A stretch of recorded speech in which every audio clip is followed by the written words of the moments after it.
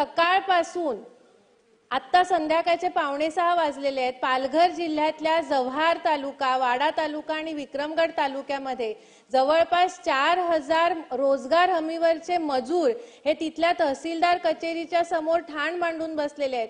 त्यांची 45 कोटी मजुरी ही थकीत आहे रोजगार हमीचे अध्यक्ष महोदय। आता होळी येते अध्यक्ष महोदय, पोटावरती हात असणाऱ्या या मजुरांचं आपल्याला काहीतरी विचार करावा लागेल अध्यक्ष महोदय। या बाबतीत सरकार काय करणार आहे त्याची माहिती अवगत करावी अध्यक्ष महोदय, आणि या मजुरांना न्याय मिळवून देण्यासाठी सरकार काय पावलं उचलणार आहे या बाबतीत निवेदन सादर करण्याबाबतीत आपण सरकारला आदेश द्यावेत अध्यक्ष महोदय, इतकी नम्र विनंती। धन्यवाद अध्यक्ष महोदय। शासनाने नोंद घ्यावी।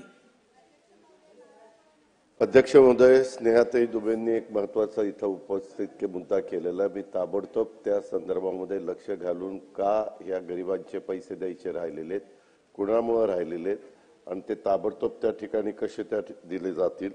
ते रोजगार हमी योजनेसाठी शुक्रवारी साधारण 220 कोटी रुपये मी वितरित केलेले आहेत। वित्त विभागाने रिलीज केलेत 220 कोटी, ते मिळतील।